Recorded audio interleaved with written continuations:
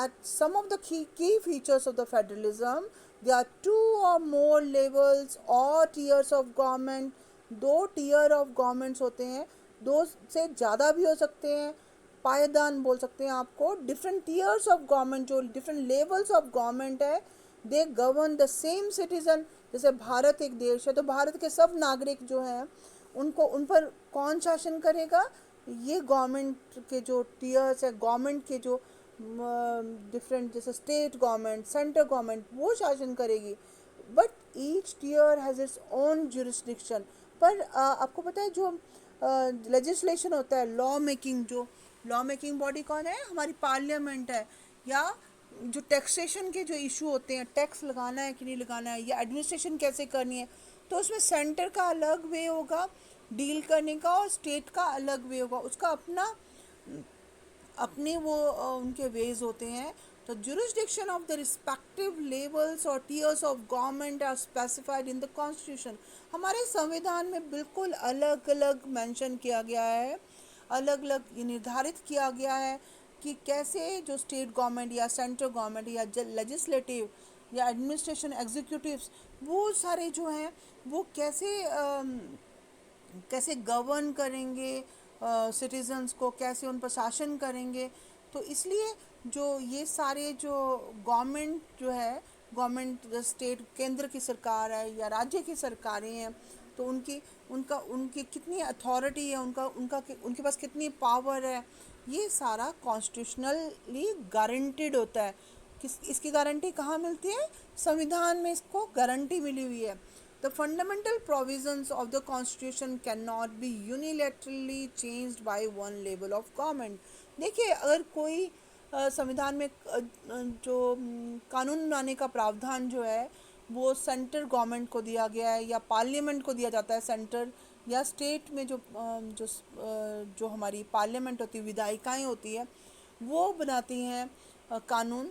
तो वो एक मत से, जैसे कि अब सेंटर की सरकार ही उसका कानून नहीं बना सकती, वो पारित होने के लिए वो कानून जो है सर्वसम्मति से पारित होगा, उसको सबकी मतलब सम्मति मिलेगी, तभी वो कानून बन पाता है। तो इसलिए क्या होता है कि अगर चेंज लाई जाए, कोई मतलब जो बदलाव लाना है, तो उनको सेंट्रल गवर्नमेंट का भी और स्टेट गवर्नमेंट का भी क्या कंसेंट मिलना ज़रूरी है, उनकी स्वीकृति होना ज़रूरी है कि ये अगर ये कानून पारित हो रहा है तो सबका सर्वसम्मति से सब लोगों अगर सहमत होंगे तभी वो कानून पारित होगा।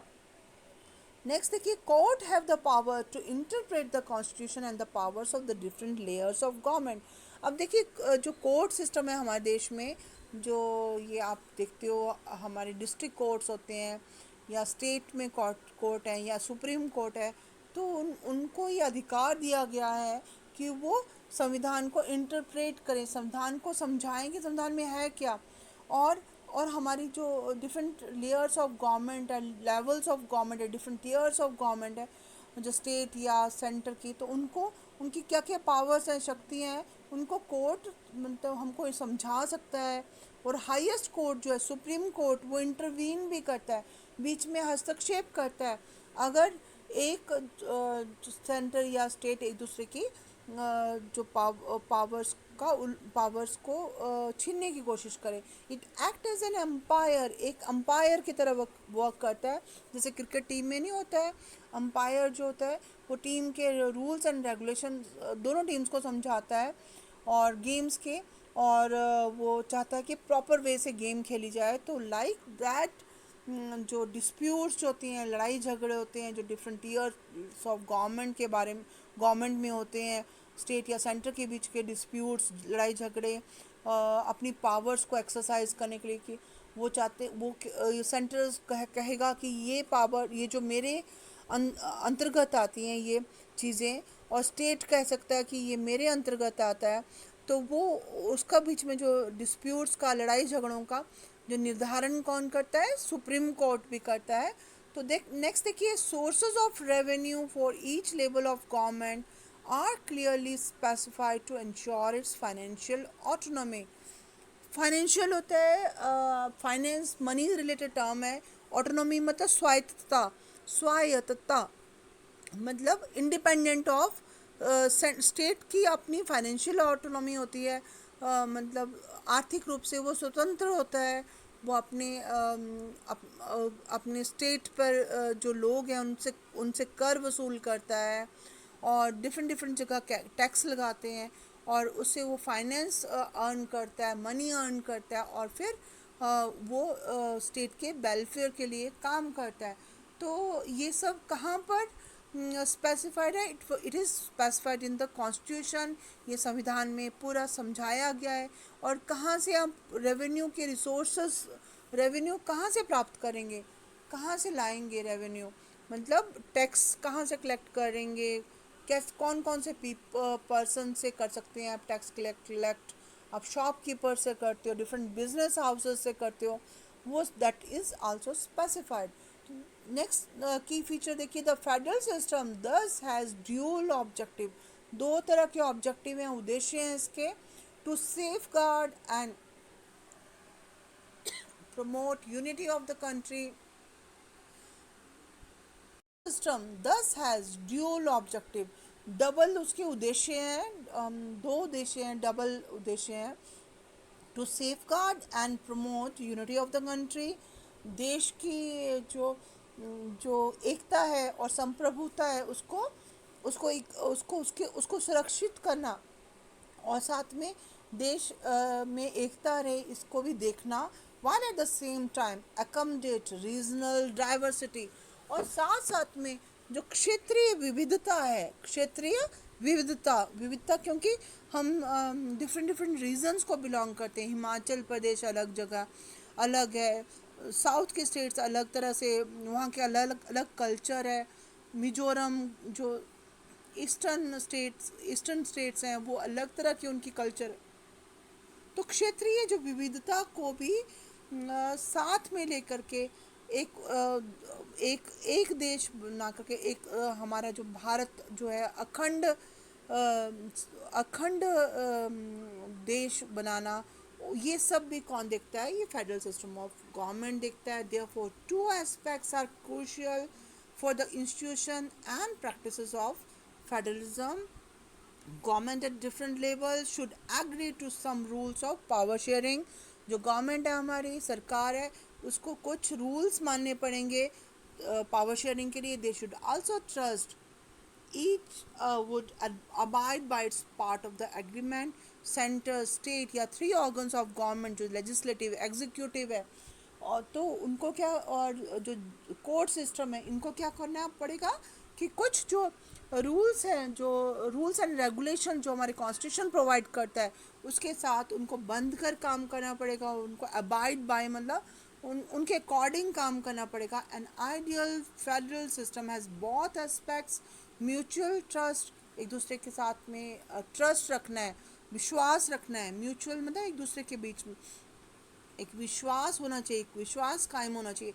N agreement to live together, और एक एग्रीमेंट रखना है, एक एग्रीमेंट बनाना है कि we have to live together despite regional differences.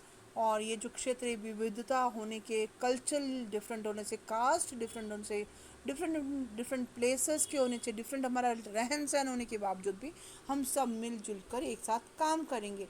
तो there must be an exact balance of power between the center and the state government। और एक फेडरेशन से दूसरे फेडरेशन में ये वेरी करता है। This balance depends mainly on the historical context in which the federation are formed. There are two kinds of routes through which federations have been formed.